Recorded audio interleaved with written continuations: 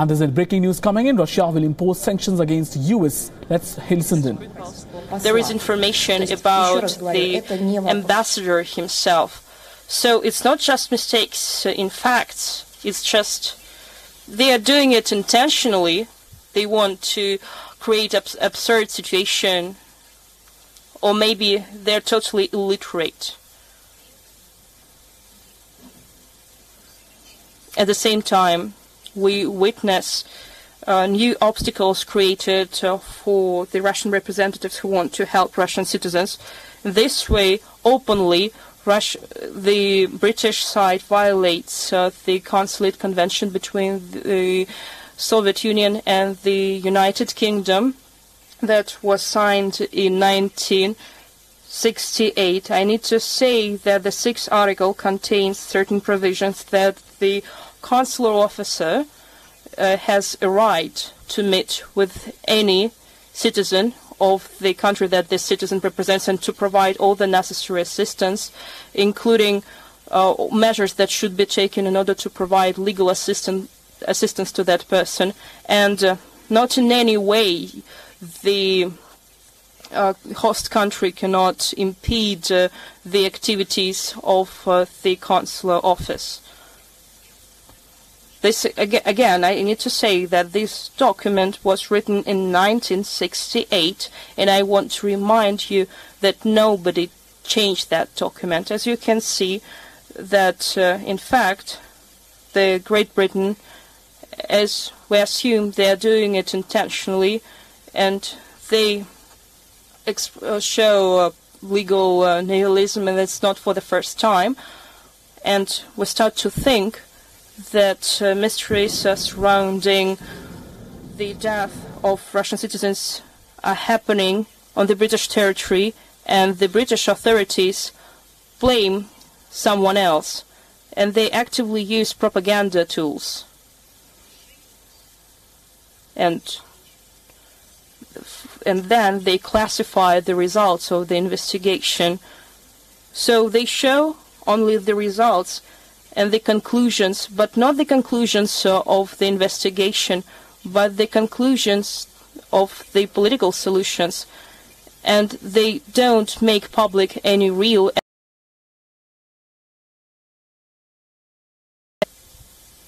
with the presentation and slides with pictures. As you saw, these pictures were posted by the mass media. We see that the Great Britain is involved with serious crimes. And why we need to go far? Just remember the death of scientist Kelly. He actually revealed the lie concerning the weapons of mass destruction. Quite soon we are going to make public, particularly in the Russian embassy to the Great Britain, we will post a list of questions that we posed to the British side. We addressed these questions through official channels. These questions were posed by the Russian ambassador in the Great Britain.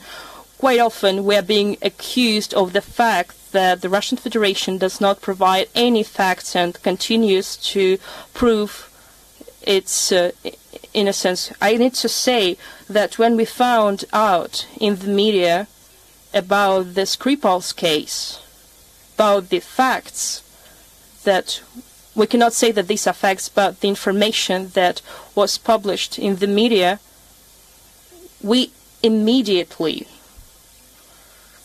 tried to contact with the Great Britain. The British side, on its turn, unintentionally refused to contact with the British embassy in written way or in oral way through telephone conversations. These tools, these resources that were used by the Russian embassy weren't fruitful, weren't successful in order to obtain something, at least some data concerning the incident. Even the data, the time of the incident, the number of people involved, about the extent of damage and their medical condition, they're things we have to learn about through the media. We still see, we continue to witness the performances that were played out by the British politicians in order to fulfill their political means and this political thing that they are doing for the political establishment. But you can agree with me, how can you obtain any information when key ministers of the British government, particularly Prime Minister, Foreign Secretary and Defense Secretary, refuse to contact with the Russian representatives? They just shout political slogans in the parliament. Moving next, as you know, in the media has published the materials that were presented on a closed briefing, closed for the Russian representative, the briefing that was organized by the British Embassy. I want to highlight that. This shows, again, that the Great Britain intentionally excludes Russia from the list of states who can obtain at least some information. That briefing that was organized in the British Embassy, this briefing excluded the participation of the Russian representatives.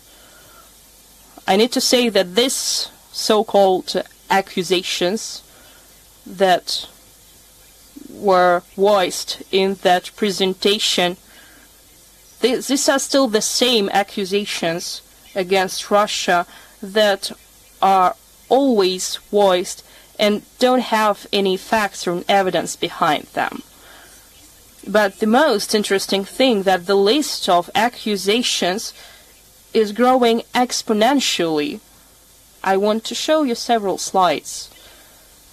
On the 14th of March, the propaganda video that was published by the Foreign Office, our country was accused of 8 facts of the so-called Russian state aggression. I need to repeat, this is a screenshot of the presentation published by the British Foreign Office on the 14th of March. There are 8 facts on which the Great Britain accuses Russia. So the materials that were spread in the last briefing in Moscow, there were 12 facts.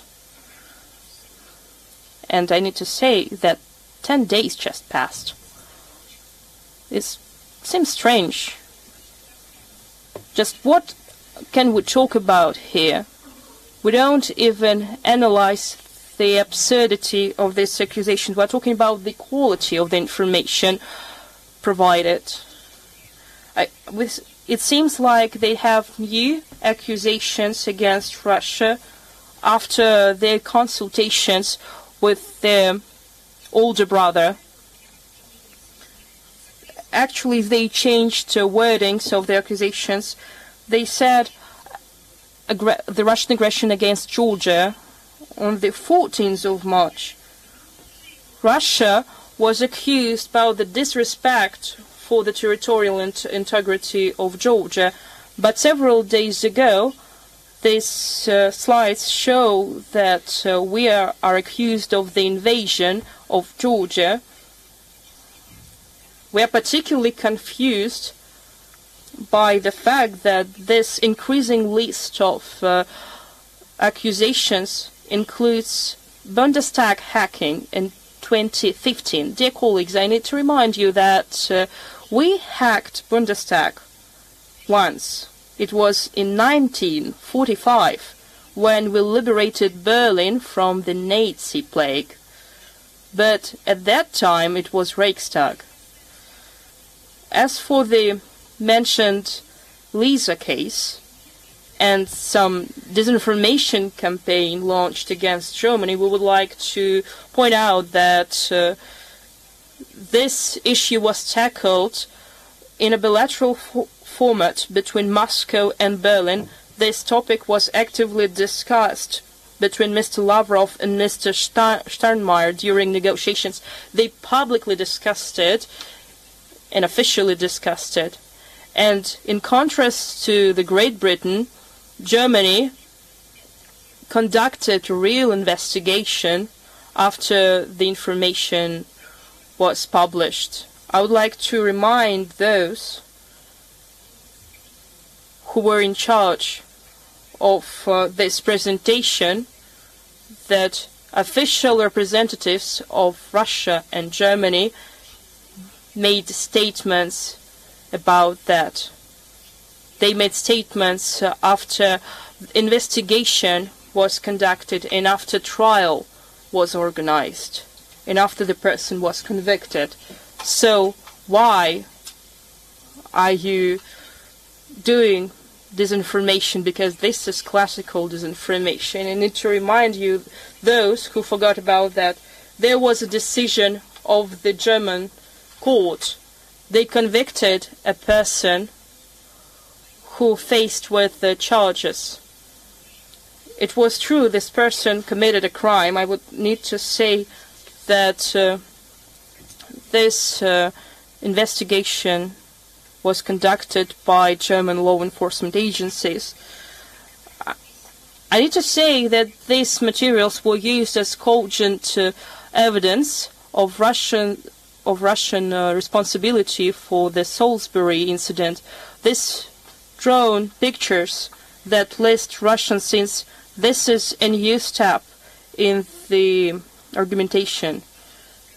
I need to say that after you paid attention to the publication of these materials, the British Foreign Office thanked us for that. After 4 diplomatic notes being sent, no one responded to us. We haven't received any information about the medical condition of the Russian citizens. We still haven't received any information about them.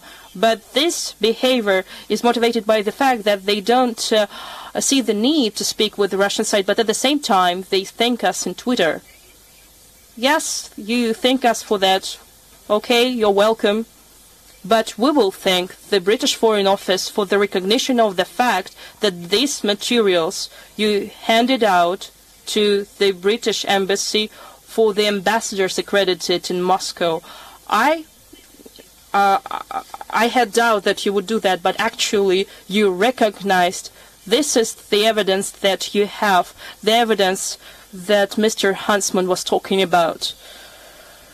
I have certain doubts that you made it consciously.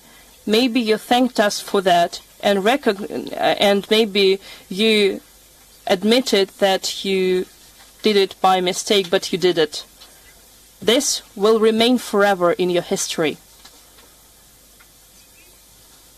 Now that the whole world has seen your so-called proof through the propaganda machine and through the unnamed sources, through the experts, through the fake accounts on social media, you began spreading information claiming that supposedly the main accusations were given by the British ambassador in Russia during his briefing.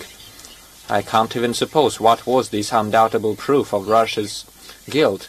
If our British colleagues were too scared to give them out with the presence of the Russian Foreign Ministry representatives, they were not allowed in, they were not invited to that close briefing. Of course, this means this is an absolute total global fake.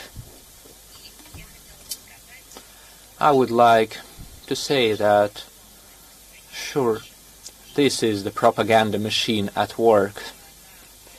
And yesterday, the radio station, which is sponsored with the American taxpayers' money, brought together experts who also work for analytical centers sponsored by the US taxpayers. They all began trying to prove and say that they should not directly and seriously consider these proof because everything is clear as it is. And one of those experts, I say once again, this wasn't on air of the Russian media, it was in the US media, the media which are sponsored by the American money. So they asked the question, why do we need any proof? We already see that so many countries have supported Britain, and then, I quote, do you really think the world is idiots and only Russia is smart and intelligent? It's not the foreign ministry who said that. This was said by an American expert who works in an American legal center. You know, yes, it happens. It happened with Iraq. It happened when our Western partners, Washington and London, showed the whole world the so-called samples, and the whole world believed them because they were showing that in the Security Council of the United Nations. 10 years have passed, and everyone realized that, I'm sorry, but I quote the experts from Carnegie Center, they realized they were idiots. And they were apologizing for that for a long time, but human lives can't be returned. They can't come back. And due to the statements by Mr. Johnson, who compared the World Cup that will take place in Russia, so he compared it with the 1936 Olympics in the Third Reich, we promised a surprise for Boris Johnson. You might note that we always keep our promises. On the 14th of March, the Prime Minister of Britain, Theresa May, declared that the Football World Cup in 2018 in Russia will not be attended by the officials and members of the royal family of the United Kingdom. This is important in the context of what we're about to talk about. Once again, she said that officials and members of the royal family would not come. And on the 21st of March, the British Foreign Minister Boris Johnson, answering the questions of the members of the Parliamentary International Affairs Committee, agreed that the upcoming Football World Cup in Russia could be compared with the 1936 Olympics in the Third Reich. I quote, I'm afraid this is absolutely true. I commented, Johnson, yes, your description of the events in Moscow at the World Cup at all stadiums, yes, I think comparison with 1936 is absolutely justified, end quote. Mr. Johnson, what are you talking about? Let's get this clear. First point, are you talking about sports? If you're talking about sports, if you're talking about organizing the international events themselves in the area of sports, and if you were talking about the level of organization of the Olympics, I should just admit that back then, the International Olympic Committee officially noted the high level of organizing those games. We went to the archives, we read the telegrams and the wires by the Soviet ambassador. So, the Soviet ambassador Yakov Suritz, in his message to Moscow, in his encrypted report, agreed with the evaluations of the International Olympic Committee on the high order and level of organization of the Olympics. The second point, perhaps Boris Johnson did not mean sports and the organization of the sports events. What did he mean then? Perhaps he was talking about the political situation in Germany back then. And perhaps he was talking about the attitude to these events from the British establishment. In this case, we would like to remind Boris Johnson and all the British people of the level of official representation of Britain at the mentioned Olympics of 1936. What people were representing Britain in Berlin in 1936? We managed to find the 1936 published official brochure published in Germany called The Honorable Guests of the 11th Olympic Games. I have it here, and speaking frankly, everything connected to that era, those events and the political situation, I'm saying this frankly and sincerely, I find it unpleasant even to hold it, these blasts from the past, but I still had to read all of it, and for your convenience we will show you the slides. They will also be available today at our informational resources. So, who was representing Britain at the Olympic Games of 1936? Let's start. Number 1, Lord Porto Loverstock. Number 2, Captain Evan Hutter. They were the representatives and the presidents of the National Olympic Committee of Britain, Secretary General of the National Olympic Committee of the country. Now let's move on to the British representatives in the International Olympic Committee.